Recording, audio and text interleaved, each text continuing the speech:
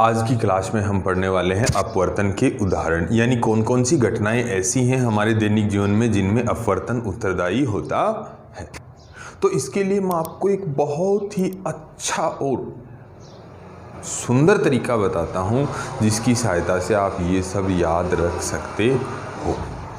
और वो तरीका है कि जो भी घटना हो हमारे दैनिक जीवन में, अगर वस्तु अपनी वास्तविक जगह से किसी अन्य जगह दिखाई दे रही है, वस्तु अपनी वास्तविक जगह से किसी अन्य जगह दिखाई दे, तो उसका कारण है प्रकाश अपवर्तन।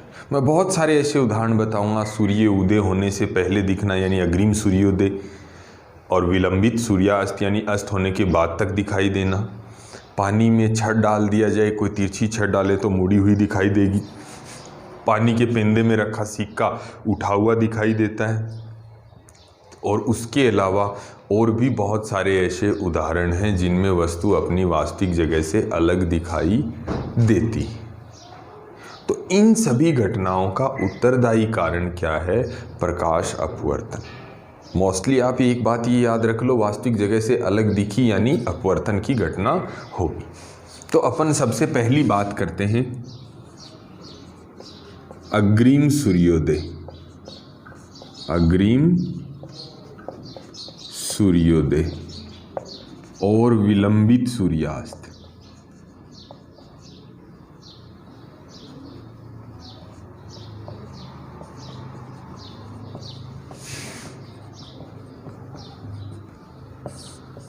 अग्रिम सूर्योदय का मतलब है वास्तव में सूर्य उदय हुआ ही नहीं है, लेकिन हमें दिखाई दे रहा है।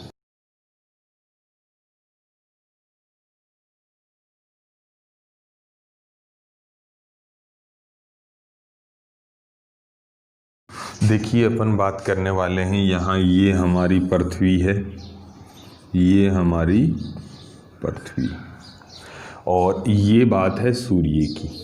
ये हमारी क्षैतिज रेखा है, ये है क्षैतिज। सूर्य वास्तव में क्षैतिज से कहाँ है? नीचे है। और पृथ्वी के चारों तरफ बहुत सारी वायुमंडल की क्या होती हैं? परतें होती हैं।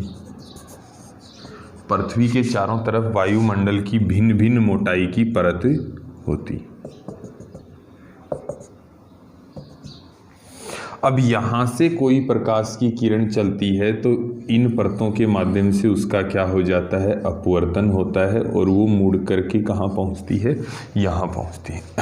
सूर्य की किरण यहाँ से यहाँ आते आते उनको वायुमंडल की अनेक परतों से गुजरना पड़ता है, जिसके कारण वो अपने मार्ग से विचलित हो जाती है। लेकिन यहाँ पृथ्वी पर खड़े व्यक्ति को महसूस हो रहा है कि प्रकाश कहाँ से आ रहा है? यहाँ से। ये हुआ आभासी सूर्य, और वास्तव में सूर्य कहाँ है?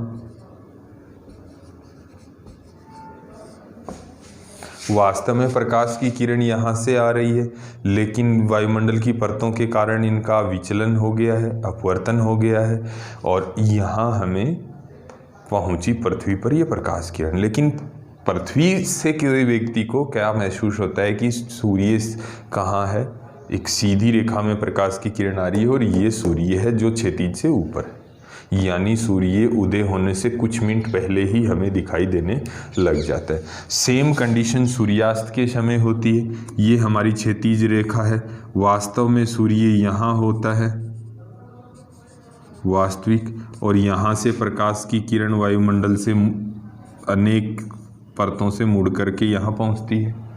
तो हमें यहाँ खड़े किसी भी व्यक्ति को ऐसा महसूस होता है कि प्रकाश की किरणें कहाँ से आ रही हैं? यहाँ से आ रही हैं। तो ये आभासी सूर्य हमें प्रतीत होता है। वायुमंडल की जो भिन्न भिन्न अपवर्तनांक की परतें होती हैं, भिन्न भिन्न सघनता की परतें होती हैं, उनसे प्रकाश अपवर्तन के पश्चात पहुँचता है, इसलिए हमें वास्तविक जगह से अलग दिखाई देता है। इसके बाद अपन बात करने वाले हैं नेक्स्ट अग्रिम सूर्योदय और विलंबित सूर्यास्त के बाद में। पानी में रखी जो छड़ है वो मुड़ी हुई दिखाई देगी। तो ध्यान से देखिए कैसे। पानी में रखी छड़ मुड़ी हुई दिखाई देती है।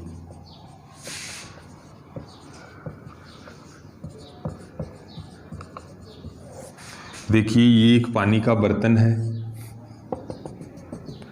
जिसमें हमने एक छड़ डाली है।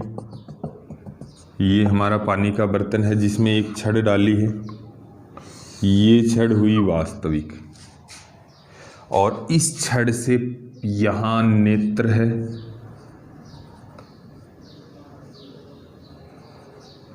छड़ से क्या होगा, नेत्र तक प्रकाश की किरण जाएगी। तो वो कैसे जाएगी, देखिए यहाँ से प्रकाश की किरण ऐसे चलेगी, फिर जल से जैसे ही प्रकाश की किरण हवा में जाएगी तो अभिलंब से दूर हटेगी। अभिलंब से क्या होगा, मुड़ जाएगी। एक माध्यम से दूसरे माध्यम में प्रकाश की किरण जाती है तो वो मुड़ जाती है, और मुड़ने के बाद में कहाँ पहुँचती है, नेत्र के पास पहुँचती है। लेकिन नेत्र को ऐसा लगता है, नेत्र को ऐसा प्रतीत होता है कि ये प्रकाश की किरण सीधी यहाँ आई है, इसीलिए उसको ये वाली छड़ यहाँ से यूं दिखाई देती है। कैसे दिखाई देती है, प्रकाश की छड़ यहाँ दिखाई देती है क्योंकि नेत्र को ऐसा महसूस होता है कि ये किरण सीधी गमन करते हुए आ रही है, लेकिन वास्तव में ये किरण जल से हवा में जाते ही क्या होती है, मुड़ जाती है। ऐसा होता है। उसके बाद अपन बात करें, पानी के पेंदे में जो सिक्का होता है वो ऊपर उठा हुआ दिखाई देता है।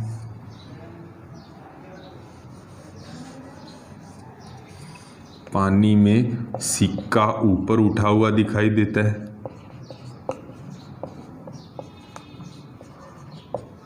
नंबर 3 बात करने वाले हैं, तो हम बात कर लेते हैं। ये हमारा जल है और जल के पेंदे में कोई भी सिक्का यहाँ डला हुआ है। ये है कॉइन। कॉइन से कोई प्रकाश की किरण जा रही है, इधर जाएगी।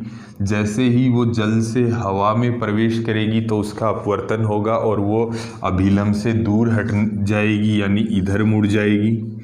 और यहाँ नेत्र में उसका क्या बनेगा, रेटिना पे उसका प्रतिबिंब बनेगा। तो इस नेत्र को कैसा महसूस होता है कि सिक्का कहाँ है, सिक्का यहाँ है, और यहाँ से ये प्रकाश की किरण आती हुई दिखाई देता है। तो ये है हमारा वास्तविक सिक्का और ये है हमारा आभासी सिक्का। अपवर्तन के कारण प्रकाश की किरण मुड़ गई, लेकिन नेत्र को ऐसा महसूस होता है कि प्रकाश किरण सीधी आई है, इसलिए सिक्का यहाँ दिखाई देगा। उसके बाद अपन नेक्स्ट बात करते हैं।